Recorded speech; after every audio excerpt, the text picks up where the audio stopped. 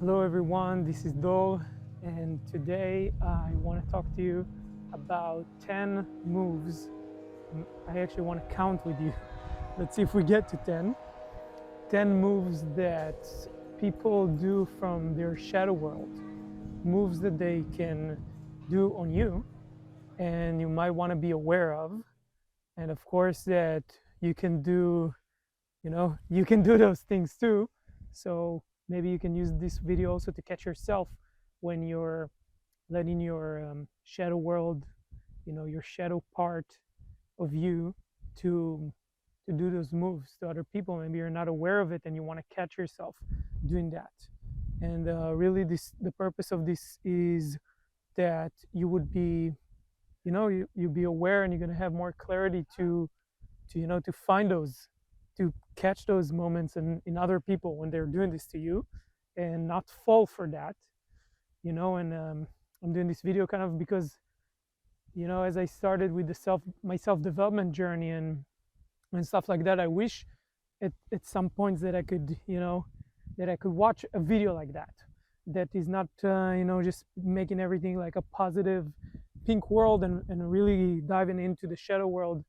And I want you to, to try this out. So I'm here in the Dead Sea, a part of the Dead Sea that have a lot of sinkholes, which are kind of like these swamps.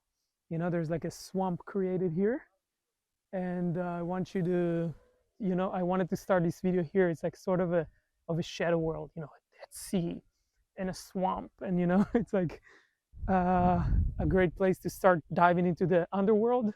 Let's start.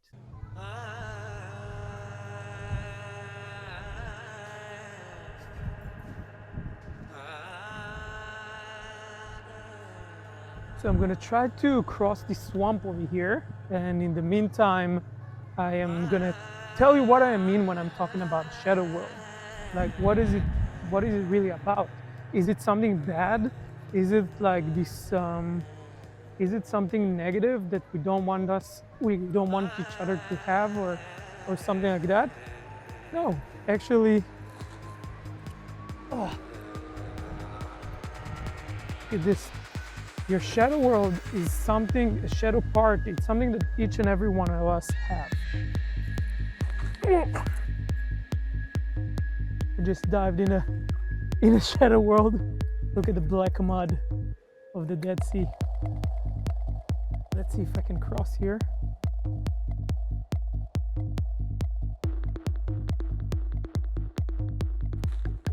It's too deep.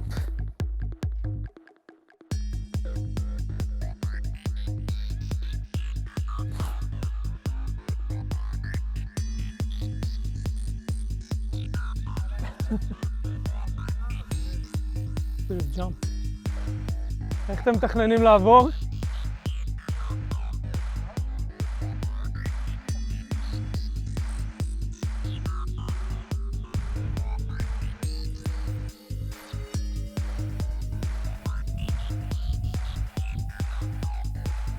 Try to jump this thing.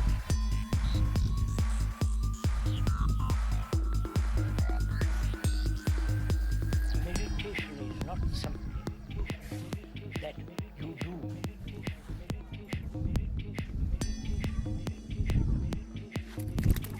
Whew. Got it. Is something entirely a move. It's kind of I didn't know this video is going to turn into being an extreme video, Question of our but living. that's okay. Okay, let's see how we're going in from here. Another little jump.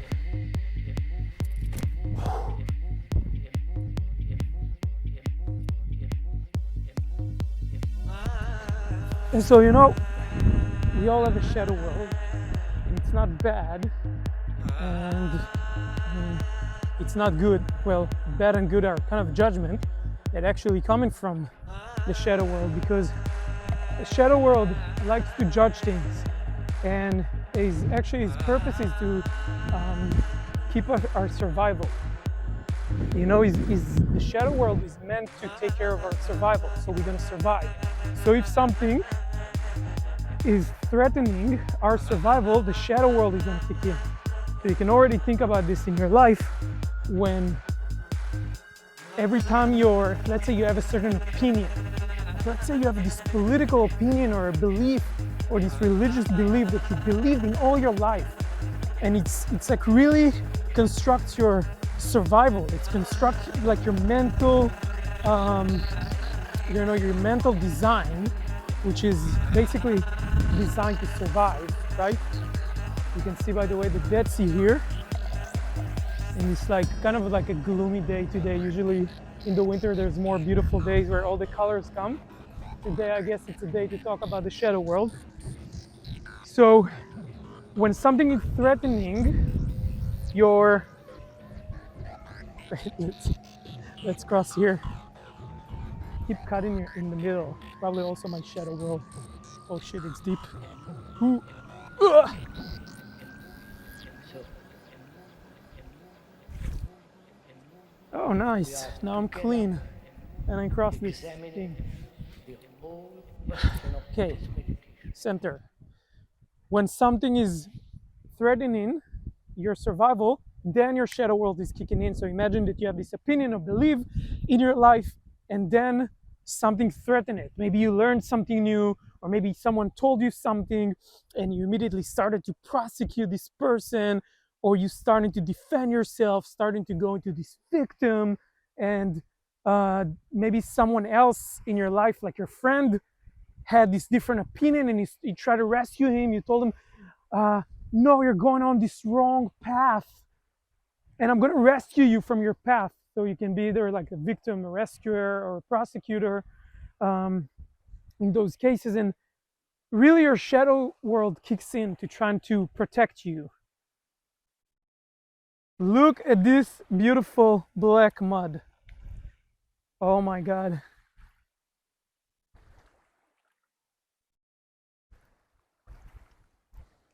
If you take a little bit of this, put it on your face, it's amazing. So I'm having fun here while I'm doing this shadow world video. It's important. So yes, the shadow world is not bad. It's actually kept you surviving so far. So having your shadow world, choosing to have it and not choosing to like not be part of this world, it was an honorable thing to do.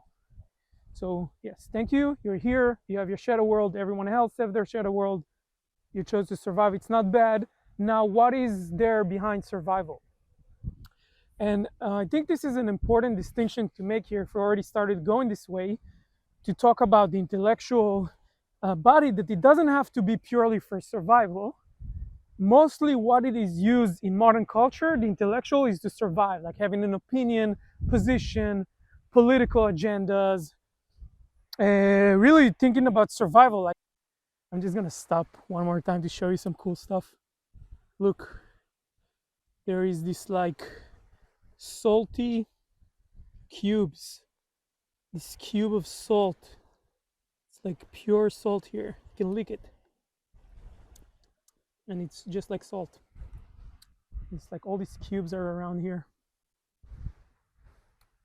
Sharp. Ouch. And you can use the intellectual, part of you not only for survival, but it just have to be this conscious choice. Like once you have this distinction and you're aware of your intellectual body or the other bodies, I have a video about that too if you want to go into my channels and find it. So, if you're aware of your intellectual body, it doesn't have to be purely for survival, or you can feed it on like reading books and finding new distinctions, or learning new clarity, or use it for building stuff, like inventing new stuff that can help humanity or something. Okay, so but mainly when we talk about survival, it's a lot coming from the intellectual body that you have. But it's not only that. That's why when I'm talking about the shadow world, I don't mention the word ego, because in the word ego, that's coming from Buddhism, or so it's Zen. It's include mostly the intellectual part together with your survival, together with your shadow world, together with everything that you are. Basically, it's all wrapped up together and called ego. That's why I'm talking about different parts in this video of you. So where were we? The shadow world. Oh, let's get into the first move anyways. I think we understood what is a shadow world and what is your survival strategy, and how your shadow world is there to protect your survival strategy. So one move that people do to manipulate you is they ask you questions.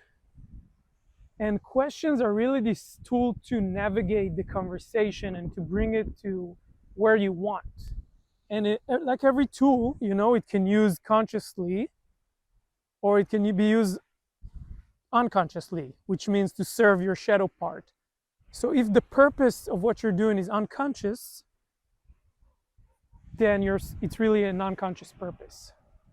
So really, when people ask you questions, they might do it on purpose to take the space that you're in to an unconscious space, which means it's to serve their shadow principle.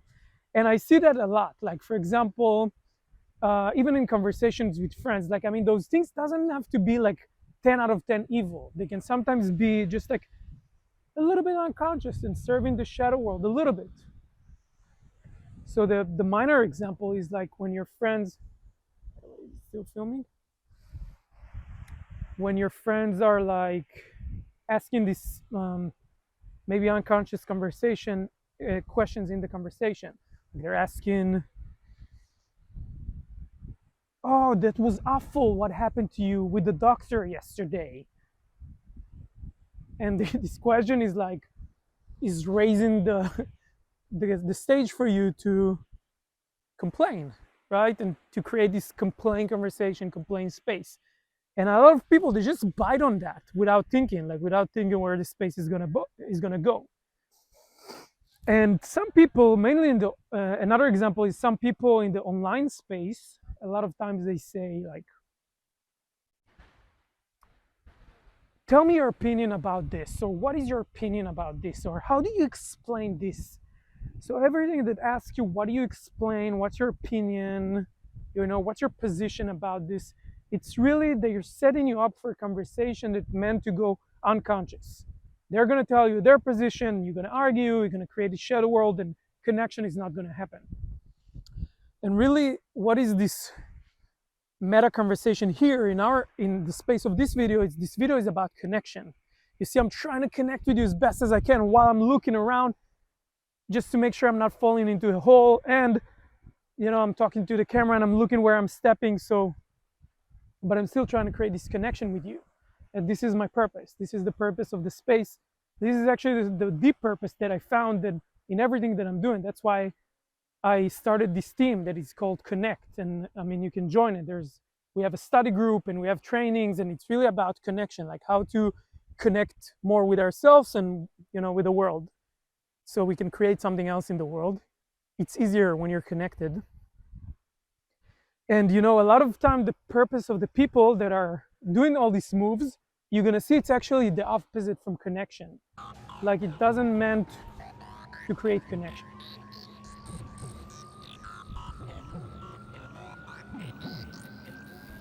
So we are together examining the whole question of what is meditation. It's meditation, it's meditation, it's meditation, it's meditation.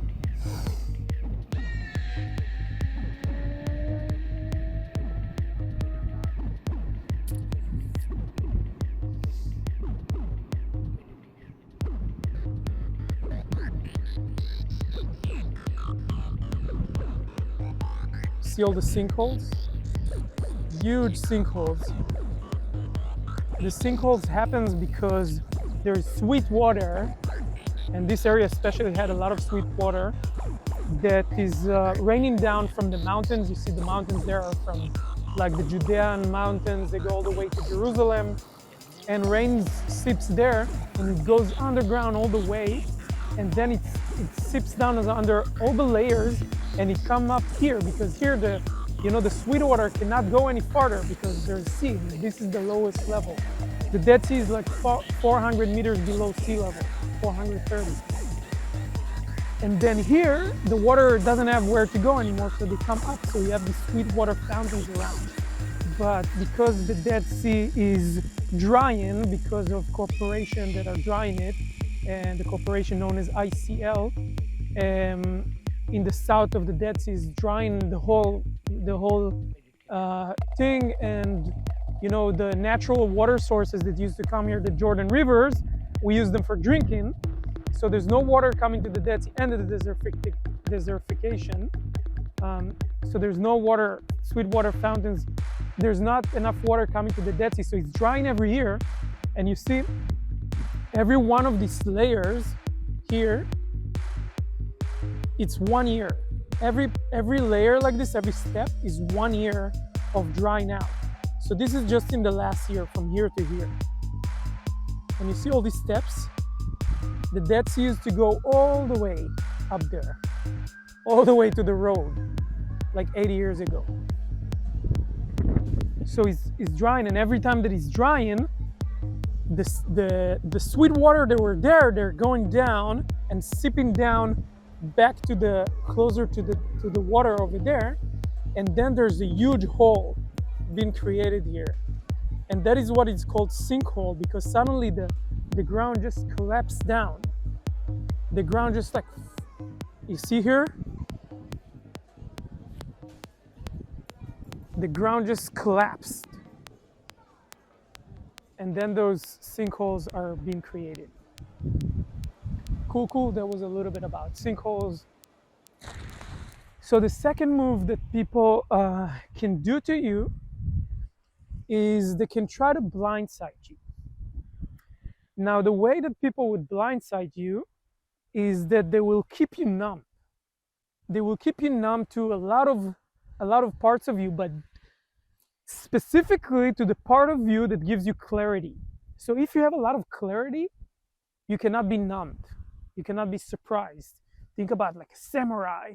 It's like clear with his sword, and someone comes and he's like, Chew! That's clarity. So the way people are preventing you from having clarity is that they don't allow you to use your anger, or they don't allow you to feel your anger. And if you look at it at a very macro scale, about like why, for example, in schools, nobody teaches you about feelings, nobody teaches you about anger, about using your anger, setting boundaries. Because that if you become like all the citizens, all the people in a certain country or whatever organization start using their anger, then who's gonna let anyone control them? Who's gonna let these organizations or whatever to blindside them? Nobody. Everyone's gonna have their anger. So the second move people do to you is they tell you that anger is not allowed. And you can see that on a meta level in the government, but you can also see it maybe with your group of friends, or with your organizations, or with your workspace, that everyone is numbing anger all the time. No, everything needs to be okay. Don't get angry. Don't raise your voice. Like, don't say what you think. Like, anger is not allowed here in the space. And then everyone drops their clarity, and they get to be blindsided. Look at this pool, and then we'll go to number 3.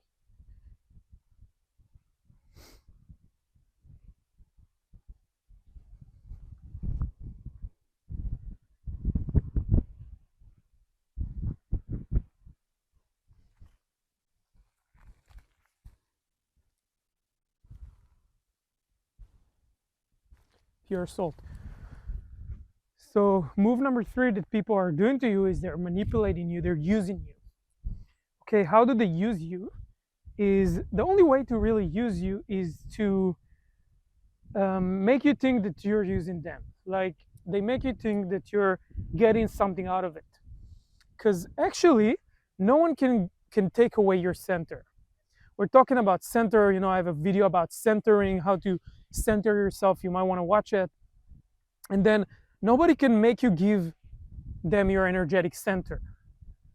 The only way for you to give someone your energetic center is when you decide to give the other person your energetic center. You can do it consciously or unconsciously.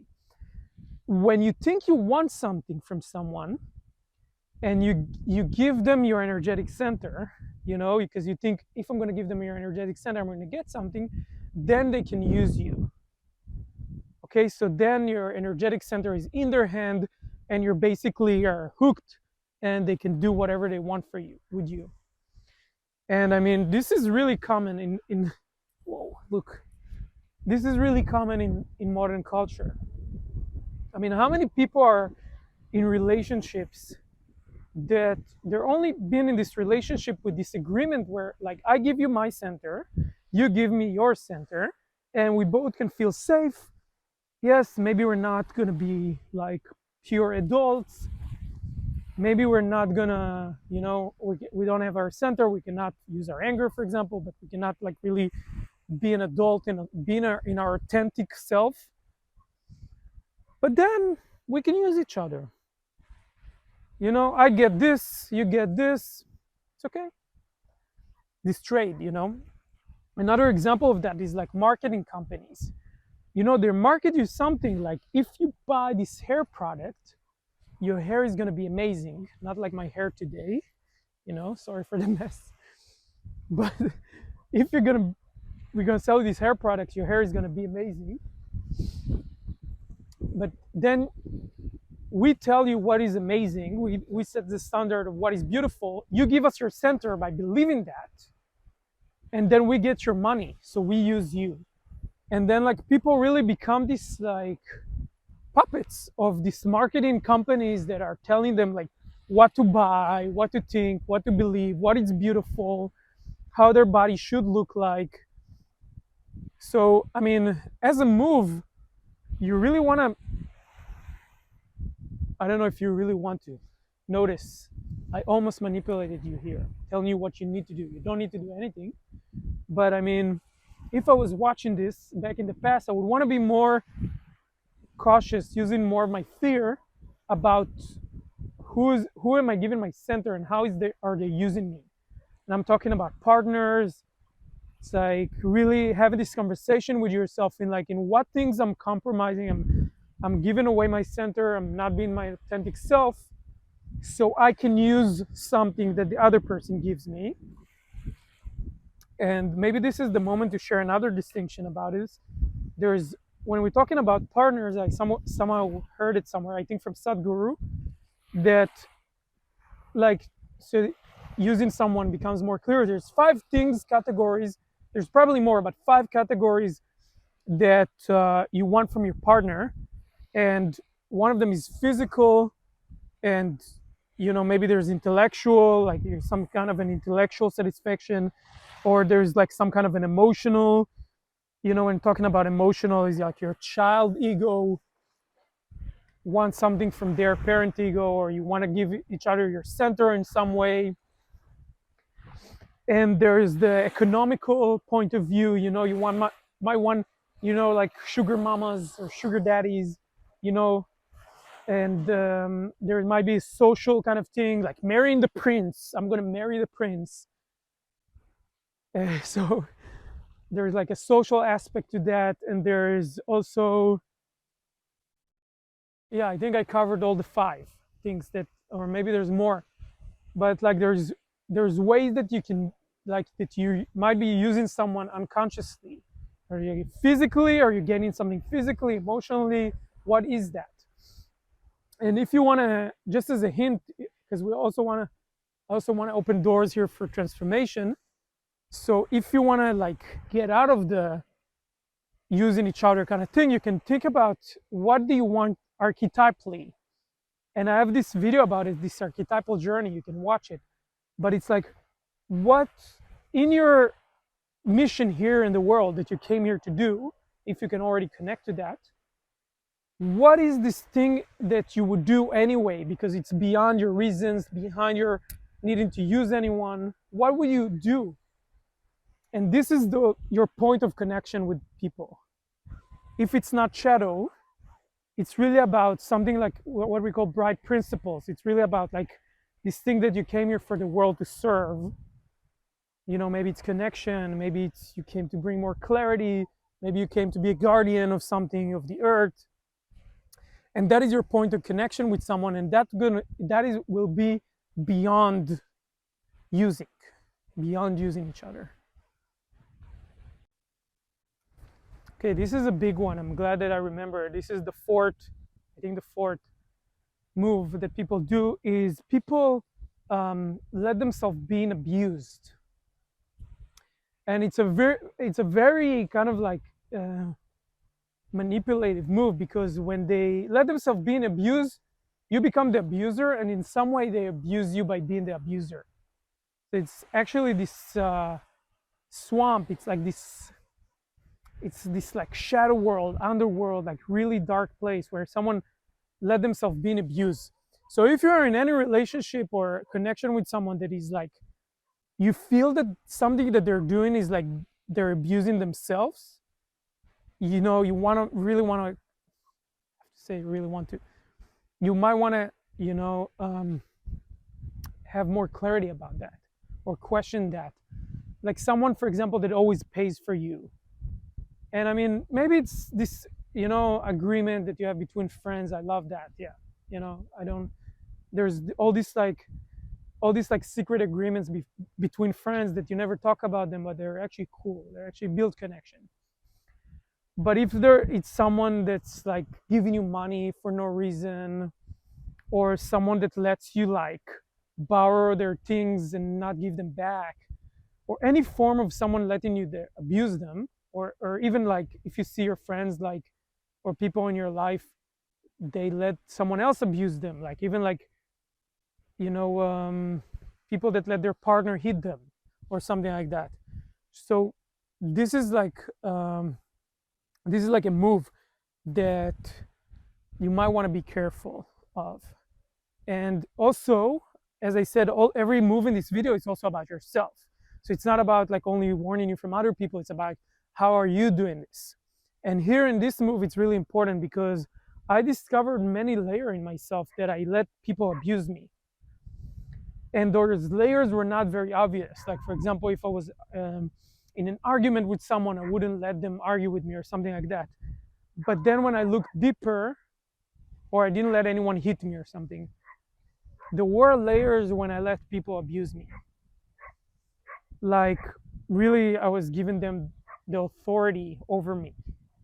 Or it was like, for me, even like going into a corporate job was kind of like letting these people abuse me.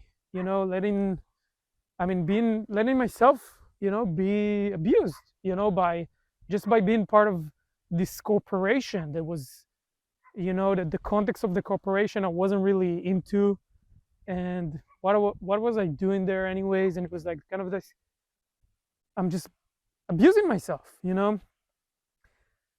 Another way that people do it, and it's really big, it's like with spirituality. They use spirituality, or even they use like, self-development work. They use, even I see that in possibility management. It's like they use the work to beat themselves up, to abuse themselves. It's like, I need to be more this. I need to do more trainings. I need to do more retreats so I can be a good person. And in this way, you're kind of like beating yourself up. I'm not good enough. Not good enough. And this is another form of abusing yourself. Don't do that, please. I beg you. Wow, look at this huge sinkhole.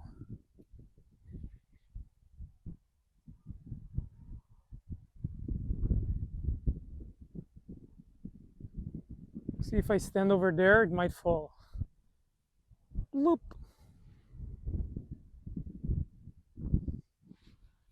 I need to get out of here before it starts to get dark. We have time until we get dark. Let's see. I promised to 10, but I don't know how far we're gonna go. 5.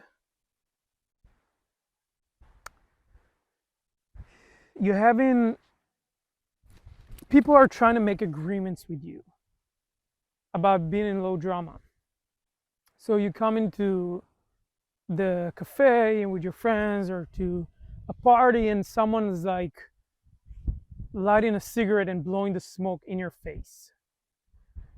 If you agree to that, in that moment you agree to have an unconscious space, which is similar to other stuff that I talk about today, but it's like you're letting yourself be abused by blowing their smoke in your lungs, letting the smoke that can be cancer to you in your lungs. You're letting that just a little bit, but you already making an agreement with their underworld, with their gremlin, what is called in possibility management the gremlin, the shadow world.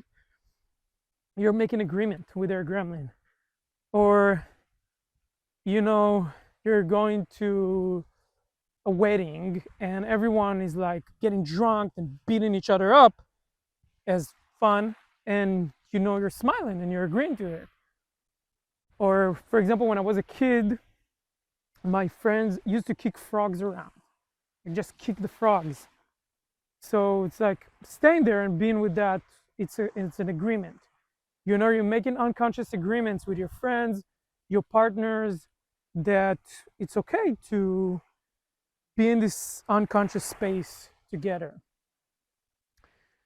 So a cool thing to do is when the moment that you catch yourself doing that, you immediately start negotiating for the agreement. And a cool way I like to do it is with humor, because a lot of times the people, you know, they're not aware that they're doing this unconscious agreement because they never watched this video about all these moves. So I immediately, you still see me? So I immediately start to negotiate about the agreement. I'm like, hey, I noticed that you're pulling the cigarette and you're putting up in my face, and that's really funny. Like I mean, I can punch you now, but I'm not gonna do it. I'm gonna punch you later. And what do you say we're gonna do this conversation where you're sitting over there and I'm gonna sit on the other side? I literally made this agreement with my friends. I was like sitting all the way out there and keep talking to them, you know, and I'm like not creating low drama, not becoming a victim or prosecute them, blame them, but you know, just making an agreement. And you know, if the agreement doesn't work for you, just go out, no deal. You know, you don't have to be there. So another move that this move reminds me, the sixth move, it's when people don't let you like leave.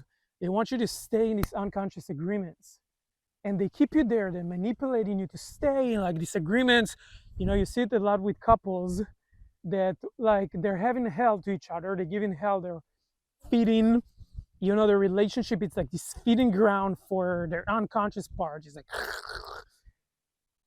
and once someone wants to leave, suddenly they will do anything in the world to make them stay, so they can stay part of the agreement. So if you turn around the camera, right, and you're looking at yourself when you're doing this, what you can do about yourself is letting people leave. It might be a move that you're not aware. It's a conscious move. I wasn't aware of it in my teams, for example. And once I started to let people leave, you know, not keep them there, it became great. Like other people came, and, you know, people that were more aligned and resonate more with what I want to do. So, yeah, in your relationships, if it's a conscious purpose, make the agreements about this conscious purpose. Keep talking about it. What do you actually want from your life? What are you here for? That can be the agreement, and not unconscious agreements. So that brings me to the seventh move that people do, and it's really about, you know, making it pretty for you, like manipulating you by making things pretty or easy or comfortable for you. And that's, like I talked before, it's another way of like making you give your center to them, because it's harder for you to leave, also to leave the agreement. And you know, people do this a lot, even in conscious spaces. Like you go and you see this beautiful, enticing space holder, yoga and meditation instructor, and she's like gorgeous, you know, and it's like you see her Instagram, she's like, wow. And you go and you sit in the space, and the space is like have this like beautiful altar in the middle, and all the people are so pretty and beautiful. It's like they had like a saloon before the and it's kind of entice you to stay. I want to stay around this community of beautiful, healthy people. And you know, there is, I mean, I want to answer the distinction here. It's not about what you do, it's about where is it coming from. So if people are beautiful and naturally and healthy, it doesn't mean that they're manipulating you, but everything can be done also in a form of manipulation. So it's really up to you to pull out your sword of clarity and, you know, and look at this thing. It's like, is this space made beautiful for me to be more numb to my feelings, so there would be no anger in the space, for example? Or this space is made to be beautiful so I can stay here and suffer the initiation that is really, you know, it's really tough. So I need to be a little bit comfortable at least, so I wouldn't run away, so I wouldn't freak out and run away. So that those can be two purposes for the same thing. So just make sure with this whole like looking good, you know, trying to look good all the time. I definitely had that big time, and probably still have layers of this, of you know, trying to look good. And just check what is the purpose of that. Okay, we got to 7, and I don't know even if you can see me anymore, but I would leave the last 3 for you. So if you're watching this video and you watched so far, please write down here 3 moves that you discover, or 1 at least, that, you know, someone's shadow world is trying to manipulate you, or moves that you done maybe, or that you notice in yourself. And write down 3 moves so people can, you know, they can get non-material value from this. So, you know, welcome to write this down here on this video and complete the video. And thank you for watching. See you next time.